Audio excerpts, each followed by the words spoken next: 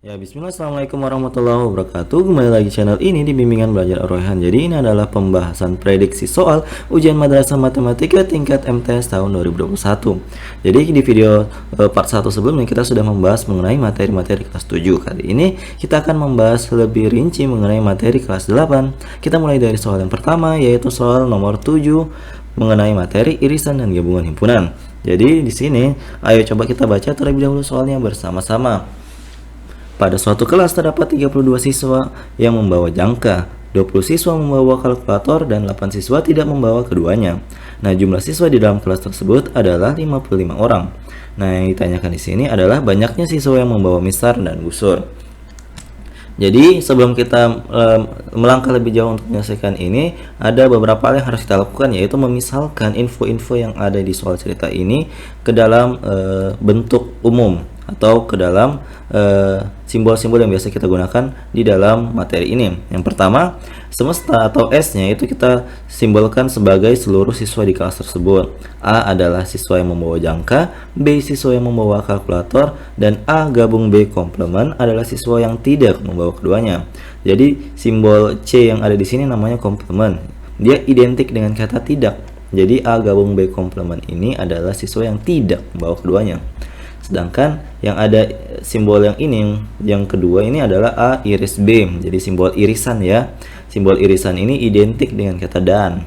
Jadi A iris B ini adalah siswa yang membawa jangka dan kalkulator, atau intinya membawa kedua benda yang diceritakan di soal tersebut. Nah, berdasarkan soal di atas tadi, berarti kita bisa memiliki informasi, yaitu S-nya adalah 55 dari sini, A-nya adalah 32 yang membawa jangka, B-nya adalah 20 yang membawa kalkulator, dan A gabung B komplement adalah 8. Nah, yang ditanyakan di sini adalah irisan dari A iris B. Nah, kemudian rumus yang akan kita gunakan adalah rumus yang ini, yaitu S sama dengan A tambah B kurang A iris B ditambah dengan A gabung B komplement. Kita masukkan semua informasi yang kita peroleh tadi. Jadi kita ganti sehingga kita peroleh persamaan ini. Kalau sudah, kita tinggal operasikan yang sebelah kanan. Kayak 32 tambah 20 ditambah dengan 8 terlebih dahulu. Sehingga kita peroleh 55 sama dengan 60 kurang A iris B. Nah, yang ini kan yang kita mau cari tuh A iris B-nya, berarti kita pindahkan ke ruas kanan sehingga yang awalnya negatif berubah menjadi positif. Begitu pula yang ini, 55-nya kita pindahkan ke temannya, yaitu yang 60. Jadi yang awalnya positif berubah menjadi negatif. Sehingga kita peroleh A iris B-nya itu adalah 60 kurang 55. Tidak lain dan tidak bukan, nilainya adalah 5. Sehingga jawaban dari soal nomor 7 ini adalah opsi A, yaitu 5 orang. Seperti itu. Oke, kita lanjut ke soal berikutnya. Nah, kita lanjut ke soal nomor 8. Di soal nomor 8 ini kita diberikan sebuah soal terkait tentang pola bilangan. Jadi di sini diberikan beberapa pola, ada 5 buah pola. Pola pertama itu ada 2 buah lingkaran, yang kedua ada 6 buah lingkaran, yang ketiga ada 12 lingkaran, dan seterusnya sampai ke pola yang kelima. Nah, pertanyaannya adalah banyaknya lingkaran pada pola ke-10 adalah berapa? Nah, untuk menyelesaikan pola bilangan yang berbentuk gambar seperti ini, adik-adik sekalian harus mengingat beberapa pola bilangan dalam bentuk gambar yang pernah diajarkan pada kelas 8 dulu. Jadi di sini sebagai pengingat, saya sudah menyediakan 3 buah pola bilangan yang mirip seperti ini. Mungkin nantinya akan keluar di ujian madrasah, siapa yang tahu. Coba kita mulai dari yang pertama. Di sini ada pola bilangan berbentuk persegi. Nah, di sini karena lingkaran-lingkaran yang di tiap pola ini berbentuk seperti persegi, maka inilah yang dikatakan sebagai pola bilangan persegi. Nah, untuk menemukan rumus suku ke n dari pola bilangan persegi ini, ada rumusnya, yaitu ini, UN sama dengan n berpangkat 2. Jadi kalau misalkan contoh pengen dapat lingkaran yang ke pola 10, untuk pola bilangan ini tinggal 10 berpangkat 2 dapat 100, seperti itu. Nah, pola bilangan yang kedua itu adalah pola bilangan yang ada di soalnya ini, yaitu pola bilangan persegi panjang. Nah, untuk mendapatkan suku ke n-nya itu kita mempunyai rumus, yaitu n dikalikan dengan n tambah 1. Nanti kita akan gunakan rumus ini untuk menyelesaikan soal nomor 8. Nah, selanjutnya di sini ada pola bilangan berbentuk segitiga. Nah, untuk menentukan rumus suku ke n dari pola bilangan segitiga ini, rumus yang akan kita gunakan adalah ini. UN sama dengan n dikalikan n tambah 1 dibagi dengan 2. Nah, untuk menyelesaikan soal ini, langsung saja kita gunakan rumus pola bilangan persegi panjang yang ada di bagian tengah ini ya. Berarti rumusnya adalah UN sama dengan N dikalikan dengan N tambah 1. Nah, N-nya itu berapa sih? Nah, N yang di sini adalah sesuai dengan apa yang ditanya. Karena di sini yang ditanya adalah pola ke-10, itu berarti nilai N-nya adalah 10. Berarti kita ganti nilai N yang ada di rumus ini dengan angka 10. Berarti kita peroleh U10 sama dengan 10 dikalikan dengan 10 ditambah dengan 1. Nah, kita jumlahkan dulu yang di dalam kurung. Jadi 10 dikalikan dengan 10 tambah 1 adalah 11. Berarti jawabannya U10 adalah 10 dikali 11. Jawabannya tidak lain dan tidak bukan adalah 110. Sehingga jawaban yang benar untuk soal nomor 8 adalah bagian C, 110. Jadi semoga dipahami ya. Nah, kita lanjut ke soal nomor 9. Di soal nomor 9 ini kita diberikan sebuah diagram panah yang dimana kita diminta untuk menentukan rumus fungsi yang tepat untuk diagram panah tersebut. Nah, sebenarnya di sini untuk menentukan rumus fungsinya ada cara yang sangat cepat dengan cara mengamati bilangan-bilangan yang ada di himpunan A atau daerah asal ini, namanya daerah asal ya. Daerah asal dan bilangan yang ada di daerah hasil. Daerah hasil yang mana? Daerah hasil yang ini. Daerah hasil atau biasa disebut dengan range. Nah, jadi pasti mereka ini memiliki suatu relasi yang sama atau suatu rumus fungsi yang sama agar nantinya bilangan-bilangan yang ada di daerah asal menghasilkan nilai yang ada di daerah hasil. Nah, coba adik-adik perhatikan ketika kita amati ternyata tanda panah yang dari kiri ke kanan ini masing-masing bilangan memiliki suatu pola yang sama. Karena di sini jawaban-jawabannya itu merupakan perkalian semua. Maksudnya gimana? Coba lihat kayak gini. 4 kali X. Ini negatif 4 kali X. Yang ini 1/4 kali X. Yang ini negatif 1/4 kali X. Berarti kita memiliki suatu kesamaan. Semuanya itu memiliki unsur kali di dalamnya. Sehingga untuk menentukan rumus fungsinya, kita cukup membagi daerah hasil dengan daerah asalnya. Jadi kita bagi bilangan yang ada di range, kita bagi dengan daerah asal. Contoh, kita ambil satu pasang. Coba negatif 3 dengan negatif 12. Jadi kita ambil bilangan tersebut, kemudian kita bagi. Jadi negatif 12 kita bagi dengan negatif 3. Negatifnya kan saling menghabisi, yang tersisa ada 12 bagi 3 yaitu angka 4. Jadi kita dapat angka 4. Coba kita tes lagi dengan pasangan yang lain. Contoh, kita ambil 16 dengan 4. Jadi 16 kita bagi dengan 4, itu kan kita memperoleh juga hasilnya adalah positif 4. Nah, karena ini nanti semuanya itu memiliki hasil positif 4 ketika dibagi range dengan daerah asalnya, berarti rumus fungsinya itu berkaitan tentang perkalian 4. Kita tinggal cek yang mana yang ada perkaliannya dengan positif 4. Kalau kita amati yang B ini, di sini kan negatif 4 kali X, berarti ini bukan ini jawabannya. Jadi yang benar adalah yang A, karena ada di sini 4 kali X. Jadi ini 4 kali X. Berarti ini adalah jawabannya.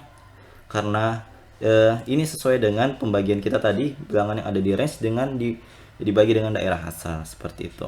Semoga adik-adik paham ya. Kalau misalnya kurang paham di nomor 9 ini, jangan malu-malu untuk komentar di bawah. Oke, kita lanjut ke soal nomor 10. Jadi kita lanjut ke soal nomor 10. Di soal nomor 10 ini kita diberikan soal terkait tentang gradien persamaan garis. Jadi di soalnya ini kita bisa melihat sebuah garis dan ada dua titik di garis tersebut. Titik yang pertama adalah 1,3. Jadi yang pertama ada titik 1, yaitu titik 1,3. Sedangkan titik yang kedua ada titik 6,1 ya. Ini kita catat dulu, nanti kita akan gunakan untuk menentukan gradiennya. Nah, yang ditanyakan tadi itu gradien. Jadi gradien itu ketika kita mau cari dari sebuah garis yang ada dua titik pada garis tersebut, rumus yang bisa kita gunakan adalah sebagai berikut. Jadi rumusnya adalah M sama dengan Y2 kurang Y1 per X2 kurang X1. Tapi pertanyaannya, dari mana kita dapat Y2, Y1, X2, X1 ini? Nah, Y2, Y1, X2, X1-nya ini kita peroleh dari dua titik yang ada di soal tersebut. Jadi, coba kita perhatikan. Kan titik 1 tadi kan 1,3. Ini bisa kita peroleh nilai X1 dan Y1-nya. X1-nya itu adalah yang pertama di sini, yaitu 1. sedangkan Y1-nya itu adalah 3, yang mana? Yang ini. Begitu pula untuk titik 2. Titik 2 berarti X2-nya itu adalah 6, sedangkan Y2-nya itu sama dengan 1. Nah, nilai-nilai ini yang akan kita substitusi ke dalam rumusnya. Sehingga kita bisa peroleh nilai gradiennya, kita substitusikan deh nilai-nilai yang tadi. Y2-nya kan tadi adalah 1, berarti 1 kita kurangkan dengan Y1. Y1-nya 3, berarti sini kita tulis 3 dibagi dengan X2-nya 6 dikurangkan dengan 1. Nah, kita tinggal kurangkan deh. 1 kurang 3 adalah negatif 2. 6 kurang 1 adalah 5. Jadi ini adalah gradiennya. Sangat mudah kan? Berarti kita tinggal lihat opsinya. Ternyata opsi yang sesuai dengan jawaban yang kita peroleh adalah opsi yang bagian D, yaitu negatif 2/5. Sangat mudah kan? Oke, kita lanjut ke soal berikutnya. Oke, kita lanjut ke soal nomor 11. Di soal nomor 11 ini kita diberikan sebuah permasalahan nyata terkait tentang teorema Pythagoras. Dikatakan di sini ada sebuah kapal berlayar sejauh 50 km ke arah utara. Kemudian ia berbelok ke arah barat sejauh 120 km. Yang ditanyakan di sini adalah jarak terpendek kapal tersebut dari titik awal adalah. Nah, untuk menyelesaikan soal ini, adik-adik perlu tahu arah mata angin agar tahu pergerakan kapal ini dari titik awal sampai ke tujuan itu gimana. Jadi, arah mata angin sebagai berikut. Jadi, jika diketahui soal ada utara, itu diartikan bahwa kapal tersebut bergerak ke arah atas. Sedangkan kalau barat, dia berarah ke kiri.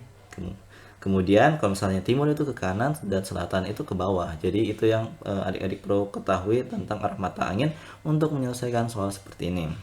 Nah, ketika kita sudah paham arah mata anginnya itu gimana, berarti kita bisa ilustrasikan perjalanan kapal ini dari titik awal ke titik terakhir yang disebutkan di soal tersebut. Jadi gambarnya kurang lebih seperti ini.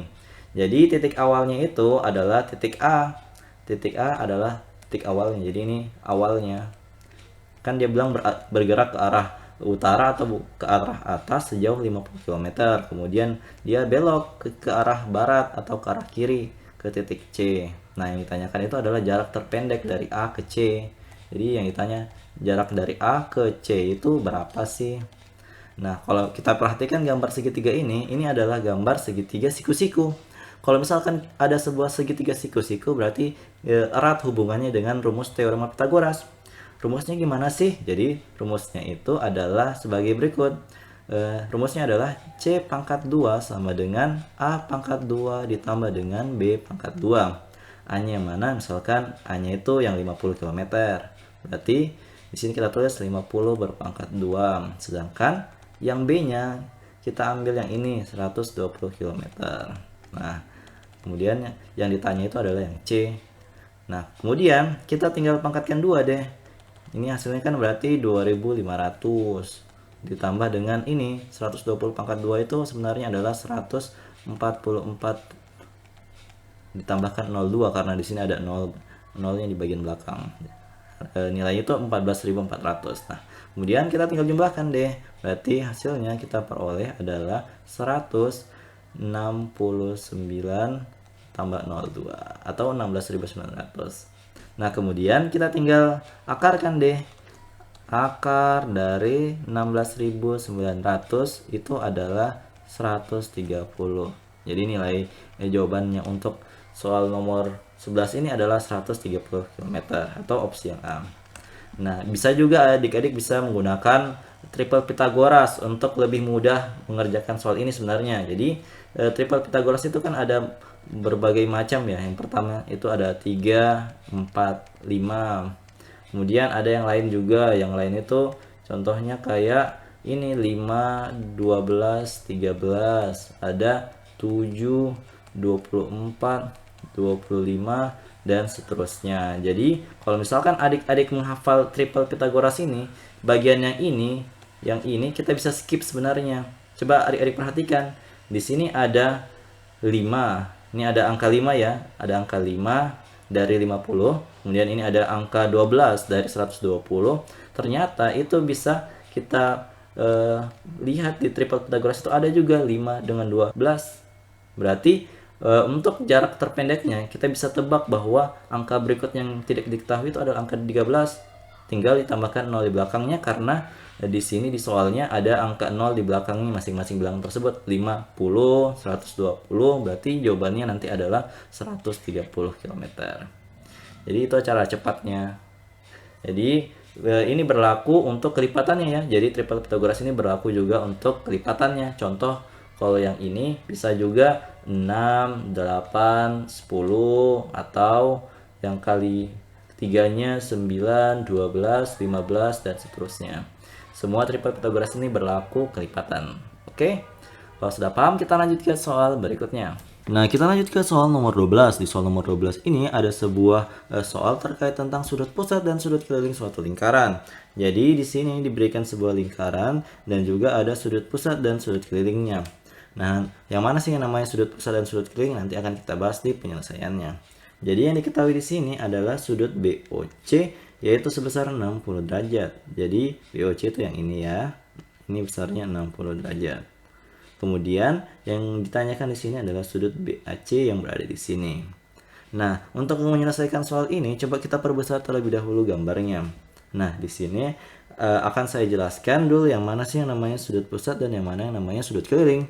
Sudut pusat itu adalah sudut yang diapit oleh dua jari-jari. Dua jari-jari dan ada sebuah titik pusat di situ. Jadi ini titik pusat kan? Ini namanya titik pusat. Kemudian yang mana yang namanya sudut pusat. Jadi yang sudut pusat itu yang ini, yang 60 derajat tadi. Kemudian ada yang namanya sudut keliling. Jadi sudut keliling itu yang mana? Yang ini, sudut keliling. Ini namanya sudut keliling. Nah, pengertian dari sudut keliling itu adalah sudut yang diapit oleh dua buah tali busur dan salah satu titiknya itu berada di keliling lingkarannya. Jadi ini yang dinamakan sebagai sudut keliling. Kemudian hubungan antara sudut pusat dan sudut keliling itu adalah sebagai berikut. Jadi sudut pusat itu besarnya 2 kali sudut keliling. Jadi kalau misalkan sudut pusatnya 20 berarti sudut kelilingnya itu setengahnya. Berarti setengahnya dari 20 adalah 10 seperti itu.